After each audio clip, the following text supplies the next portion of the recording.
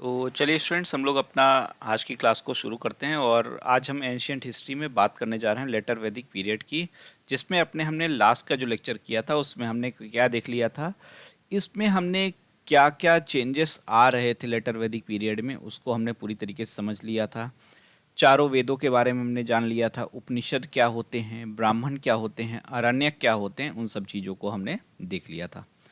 और आज हमारा जो फोकस रहेगा वो हम आज देखेंगे इस समय की जो इकोनॉमिकल लाइफ थी और पॉलिटिकल लाइफ जो थी, उसके बारे में हम यहाँ पर आज समझेंगे।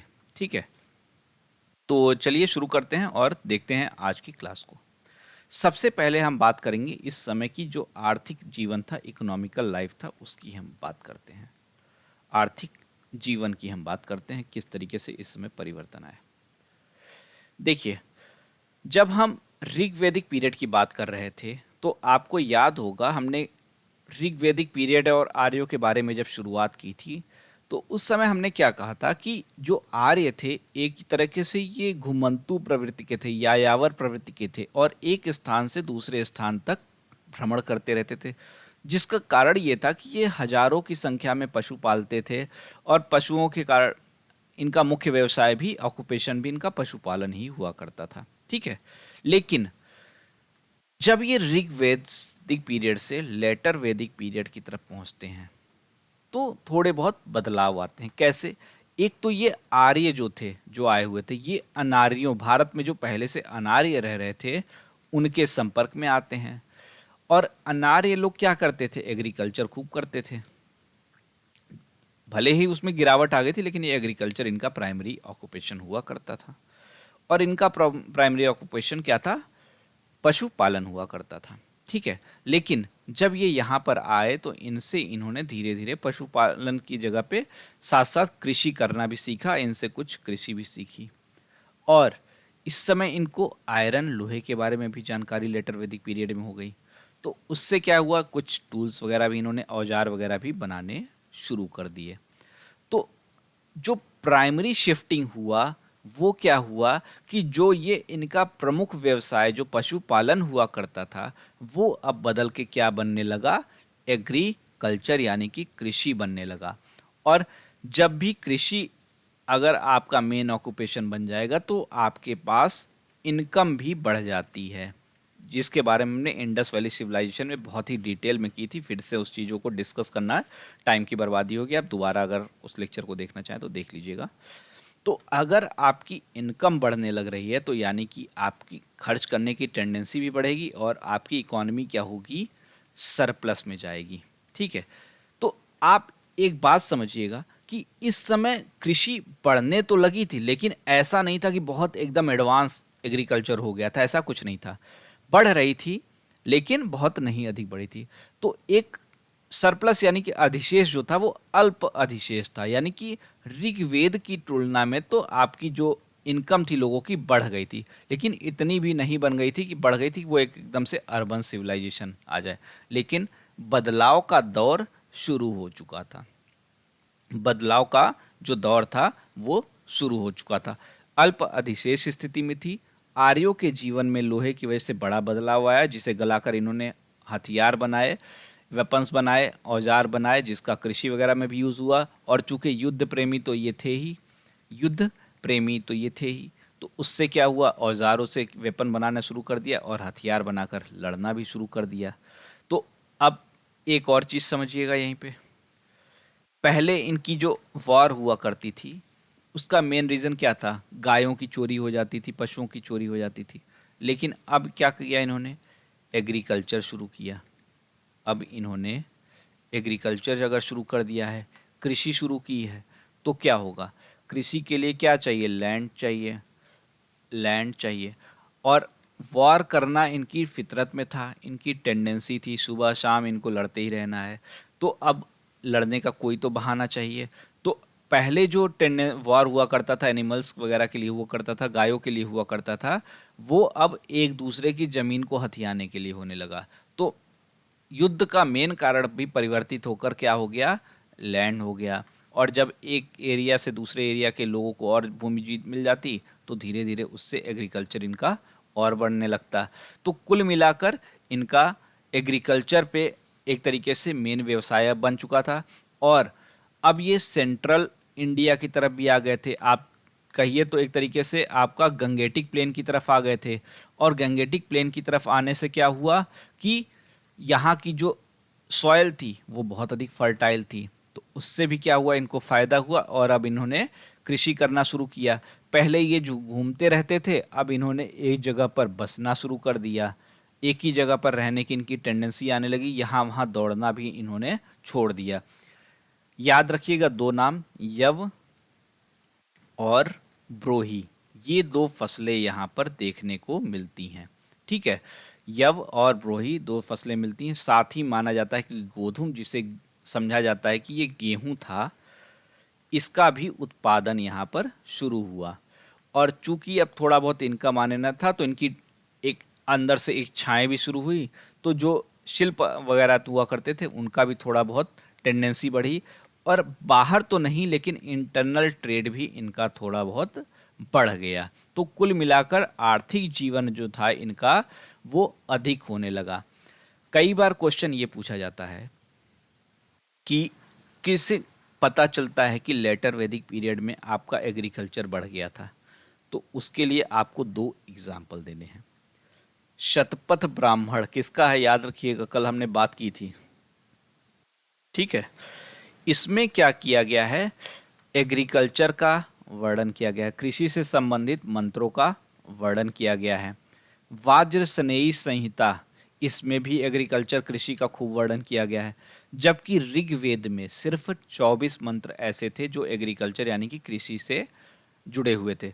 और अब यहाँ पर देखिए, शतपथ ब्राह्मण वाज्रसेनी संहिता में कृषि कार्यों का पूरा डिटेल दिया है, कैसे एग्रीकल्चर किया जाना चाहिए। अब इतना डिटेल अगर दिया जा रहा है तो इसका मतलब लोगों ने अधिक मात्रा में उसको अधिक अच्छे से करना शुरू किया है, तभी तो करना शुरू किया है। शतपथ ब्राह्मण में पूरा किस तरीके से एग्रीकल्चर में बुआई की जाती है, जुताई की जाती है, फसलों की कटाई की जाती है, सब कुछ दिया हुआ है। तो इतना डिटेल देने का रीज़न क्या है, इसका कारण क्या है, क्योंकि अब इन्होंने एग्रीकल्चर को बहुत अच्छे से समझ लिया था। अथर्ववेद में फसलों को टिड्डियों से बचाने की मंत्रों का उल्लेख है। मतलब फसल इतने आते थे कि टिड्डी, अभी कुछ समय पहले पाकिस्तान से बहुत ढेर सारी टिड्डियां यहाँ पर आ गई थी। उसके बाद सरकार ने कहा कि इन ड्रोन का इस्तेमाल किया जा सकता है इनको भगाने के लिए। तो कोई आज की समस्या नहीं है, बहुत पुरानी समस्या है। तो अथर्ववेद में फसलों को टिड्डियों से बचाने के लिए मंत्रों का उल्लेख किया गया है। तो कुल मिलाकर इस तरीके से डेवलपमेंट हो रहे थे। और चूंकि अब लोगों के पास थोड़ा पैसा आ रहा था, तो फैशन करेंगे। फैशन करेंगे तो क्या, ज्वेलरी पहनेंगी महिलाएं। तो इस समय लोगों ने ज्वेलरी बनाना भी शुरू कर दिया, आभूषण बनाना भी शुरू कर दिया था। साथ में लेदर का काम भी शुरू किया गया, चमड़े का काम भी शुरू किया गया। जो कुंभकारी होते थे, लकड़ी के काम होते थे, उसमें भी तेजी आई, बर्तन बनने भी शुरू हुए। तो ओवरऑल अगर इकोनॉमिक लाइफ की बात करते हैं, तो ऋग्वेद से लेटर वैदिक पीरियड में जब शिफ्ट हम होते हैं, तो धीरे धीरे हमारा चेंजेस आता रहता है और हम डेवलपमेंट की तरफ जाते हैं। लोगों के पास पैसा आना शुरू होता है, इनकम आना शुरू होता है, जिसका मेन बेसिक रीजन क्या था, आयरन की खोज और एग्रीकल्चर की तरफ शिफ्टिंग। ठीक है, और इस समय निष्क, शतमान और रक्तिका जैसे कई मेजरमेंट की यूनिट्स भी थी। कभी शतमान क्या है, रक्तिका क्या है, निष्क क्या है, यहाँ पर इसका मतलब कई बार इसको गोल्ड से भी मतलब दिखाया जाता है, तो आप ऑप्शन के अकॉर्डिंग उसको चूज करिएगा। ठीक है, तो ये मेजर की यूनिट्स यहाँ पर देखने को मिलती हैं। तो ये तो इस तरह इस समय की क्या थी, इकोनॉमिकल लाइफ थी, इस समय का आर्थिक जीवन था। अब देखिए, लोग एक स्थान पर रहने लगे हैं। ठीक है, अब आप अगर एक स्थान पर रहने लगे हैं और आप क्या चाहते हैं, एग्रीकल्चर करना चाहते हैं, तो आपको चाहिए भूमि, आपको भूमि चाहिए। और जितना जैसे जैसे आपके पास भूमि जितनी अधिक होगी, उतना ही आपके पास फसल भी अधिक होगी। तो ऐसा ही कुछ इस समय देखने को मिला। लोगों की इच्छाएं बढ़ने लगी, लोगों की क्या हुई, इच्छाएं अब बढ़ने लगी थी। और उससे क्या हुआ, पॉलिटिकल चेंजेस भी आने लगे। उससे क्या हुआ, पॉलिटिकल चेंजेस भी आने शुरू हुए, राजनीतिक बदलाव भी आने शुरू हो गए। पहले क्या हो रहे थे, गायों के कारण युद्ध हो रहे थे, काउस के कारण युद्ध हो रहे थे। अब क्या हो गया, अब लोगों ने कृषि करना शुरू किया, एग्रीकल्चर उनका मुख्य ऑक्यूपेशन बन गया, जिसके लिए चाहिए था क्या, भूमि चाहिए थी, लैंड मास चाहिए होता था। अब लैंड मास चाहिए, मान लीजिए आपके पास 2 बीघा जमीन है, मूवी भी एक थी 2 बीघा जमीन, लेकिन आपको लगा कि यार 2 बीघे में काम नहीं चल रहा, गुजारा नहीं हो रहा, 2 बीघा और चाहिए। 2 बीघा तो पड़ोसी के पास है, तो पड़ोसी तो ऐसे तो देगा नहीं कि भैया ले लो तुम मेरा। ठीक है, हमारे यहाँ आज भी लड़ाई हो जाती है, तो उस समय भी यही सी सिचुएशन हुई कि एक दूसरे को जमीन तो कोई ऐसे देगा नहीं, तो चले, लड़ने वाले तो थे ही, निकले यहाँ के लोग भी, यहाँ के लोग भी, जिनकी 2 वाले थे, ये 2 वाले थे, दोनों में हो गया क्या, युद्ध हो गया, वार हो गया। जो जीता एक दूसरे का 2 बीघा जमीन ले लिया, 4 बीघे की जमीन बन गई, यानी कि जमीन क्या हुई, अधिक हो गई, जमीन अधिक हो गई, और इच्छा हुई, 4+4 हो गया, 8 बन गया। इसी तरीके से लैंड मास लोगों के क्या होने लगे, बढ़ने लगे, लैंड मास बढ़ने लगा। अब लैंड मास अगर बढ़ने लगा तो इसका मतलब है एग्रीकल्चर बढ़ने लगा। अब एग्रीकल्चर अगर बढ़ने लगा तो इनकम बढ़ने लगी। ठीक है, इनकम बढ़ने लगी, यहाँ तक चीज़ें ठीक है। बाकी ट्रेड वगैरह भी क्या होंगे, इम्प्रूव होने लगेंगे, ये भी ठीक है। इसको यहीं पे रोक दीजिए, दूसरे तरीके से चलते हैं। अब थोड़ा सा ऋग्वेदिक पीरियड में जाते हैं हम, ऋग्वेदिक पीरियड में हम जाते हैं। अब ऋग्वेदिक पीरियड में क्या हो रहा था, युद्ध क्या हो रहे थे, काउस के लिए, गायों के लिए, जानवरों के लिए हो रहे थे। जब लड़ाई होती थी आपस में ही, किसी जो एक कम्युनिटी होती थी, समुदाय होती थी, कबीला जो होता था, उसमें जो हट्टा कट्टा तगड़ा होता था, उसी कहते थे चलो भैया आज तुम नेता बन जाओ, आज तुम नेता बन गए हो, आज तुम ही लीड करोगे हमको।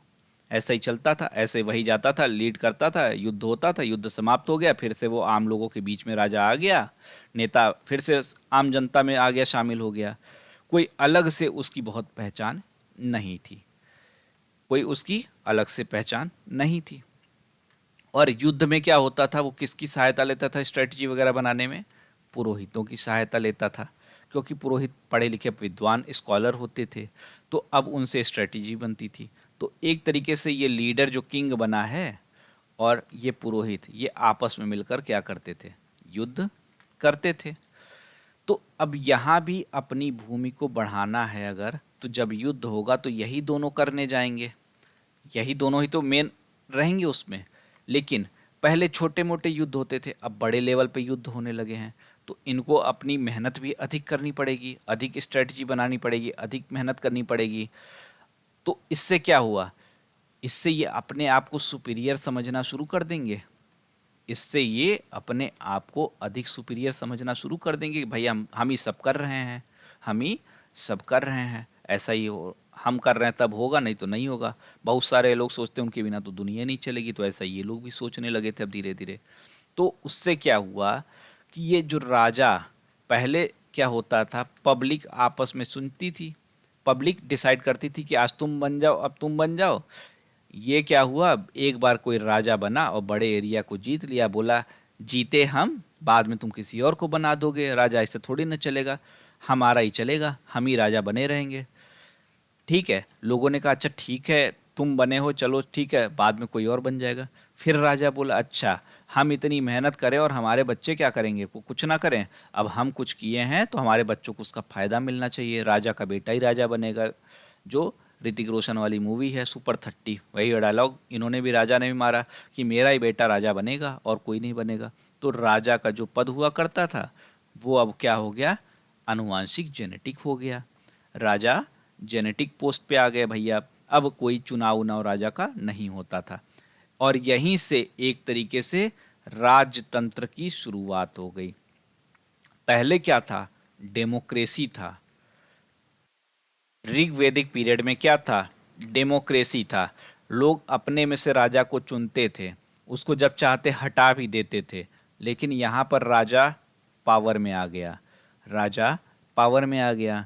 तो राजा जब पावर में आ गया तो वो क्या हो गया, एक तरीके से राजतंत्र हो गया, उसका बेटा ही राजा बनने लगा। ठीक है।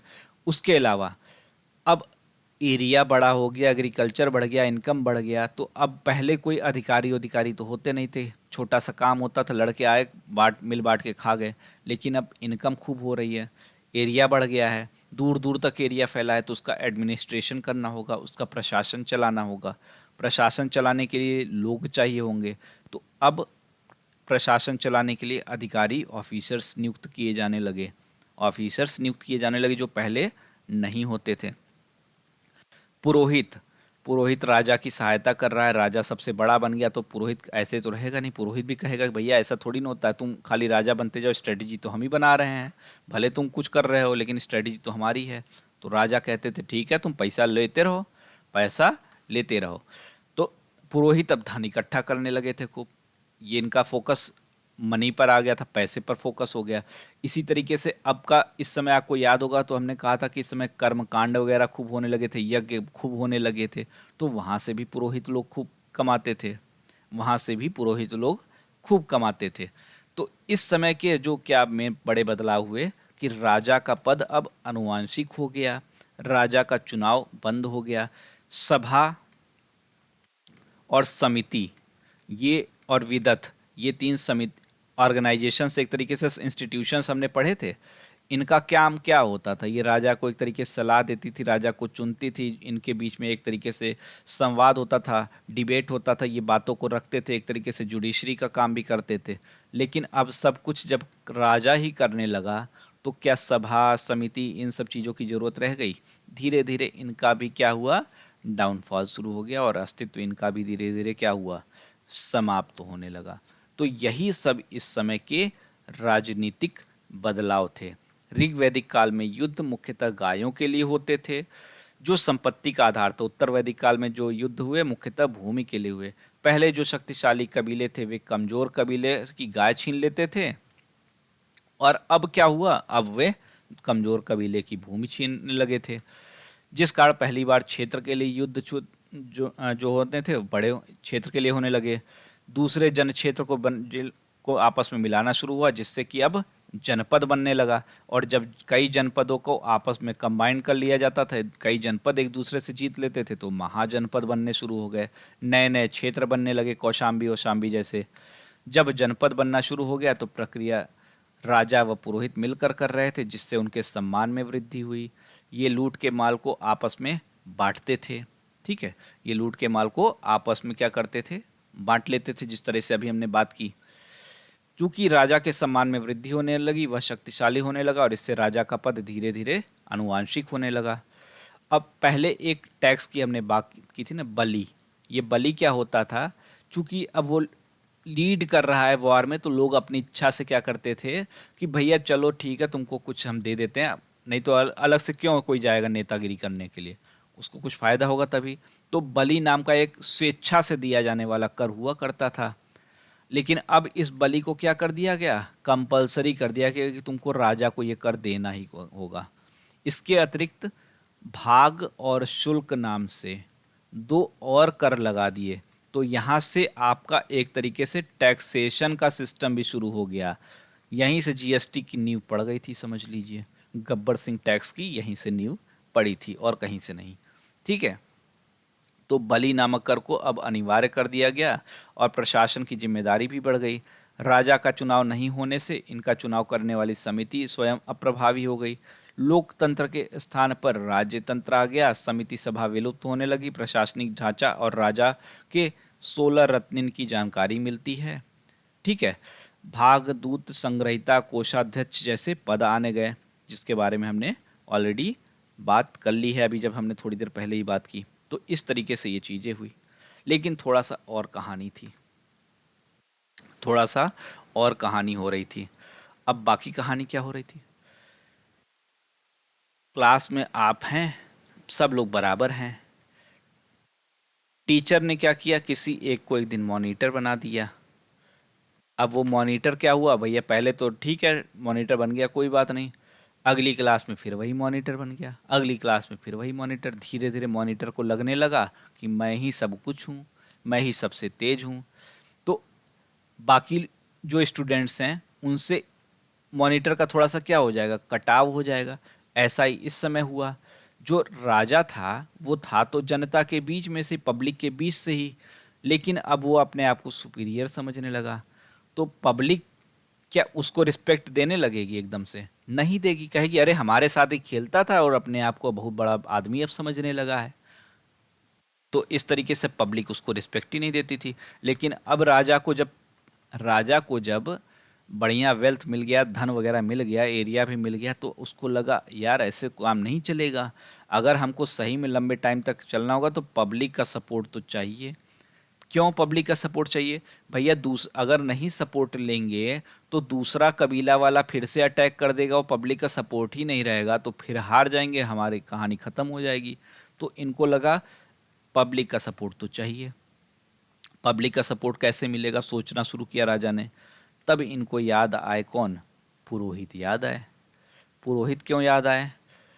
क्योंकि पुरोहित यज्ञ खूब कराते थे। अब पुरोहित यज्ञ खूब कराया करते थे, और पब्लिक के लिए यज्ञ अगर पुरोहित करा रहा है तो पब्लिक का पूरा विश्वास किस पे होता था? पुरोहित पब्लिक का पूरा विश्वास पुरोहितों पर होता था। जो पुरोहित करते वो पब्लिक करती। तो राजा लोग गए किसके पास में? राजा गए पुरोहित के पास, बोला भाई पुरोहित भाई एक काम करते हैं, तुमको चाहिए पैसा, हम और पैसा देंगे तुमको। आज तुम 50 कमा रहे हो, हम तुमको 100 देंगे। लेकिन एक काम करो, कुछ ऐसा जादू कर दो कि ये जो पब्लिक है हमसे खफा खफा रहने लगी है, हमको राजा ही नहीं मानती है, कितना भी हम कुछ करते हैं ये हमको राजा मानने लगे। पुरोहित साहब बोले बस एक कुछ मत करिए, आप बस देते रहिए हमको पैसा, हम आपका काम कर देंगे। राजा बोले कैसे करोगे? राजा बोले पब्लिक क्या चाहती है? पब्लिक यज्ञ ही तो चाहती है ना। पब्लिक यज्ञ को बहुत सीधे सीधे कनेक्ट करना चाहती, यज्ञ से जुड़ जाती है। तो हम क्या करेंगे, हम कुछ नए यज्ञ बना देते हैं, और उसी यज्ञ से धीरे धीरे आपकी रिस्पेक्ट पब्लिक करना शुरू कर देगी। पब्लिक को राजा की तरफ करने के लिए पुरोहितों ने नए यज्ञ का नाम शुरू कर दिया। नाम सुना होगा आपने, राजसूय यज्ञ, अश्वमेघ यज्ञ, वाजपेय यज्ञ। तीनों का नाम सुना है ना? रामायण महाभारत सब देखते ही होंगे, बहुत समय पहले टीवी पे आता था, आपके एज वाले तो देखे ही हैं। आजकल के बच्चे भले ना देखें, आजकल के बच्चे उसको कार्टून में देख लेते हैं, छोटा भीम। ठीक है। तो ये तीन नए यज्ञ शुरू कर दिए गए, राजसूय, अश्वयज्ञ, अश्वमेघ और वाजपेय यज्ञ, जिनका मकसद क्या था कि राजा को पब्लिक की नज़र में ऊपर उठा देना। राजा को पब्लिक की नज़र में ऊपर उठा देना इसका उद्देश्य था। थीम क्या थी, सब्जेक्ट क्या होता था, कब होते थे ये? राजसूय यज्ञ कब होता था? जब किसी राजा को उत्तराधिकार मिल जाए कि अब मैं राजा बनने वाला हूं, तो वो क्या करता था, 1 साल तक खूब पानी की तरह पैसा बहाता, संपत्ति खर्च करता, पशुओं की बलि देता, सबको खाना खिलाता, खूब यज्ञ होते। और यहाँ पर गाय को एक नाम भी दिया गया है, गोधन। तो एक थोड़ा सा यहाँ पर कॉन्ट्रडिक्टरी पॉइंट भी है कि अभी तक गाय को अघन्या कहा जाता था, कि गाय की हत्या नहीं की जा सकती, मारा नहीं जा सकता।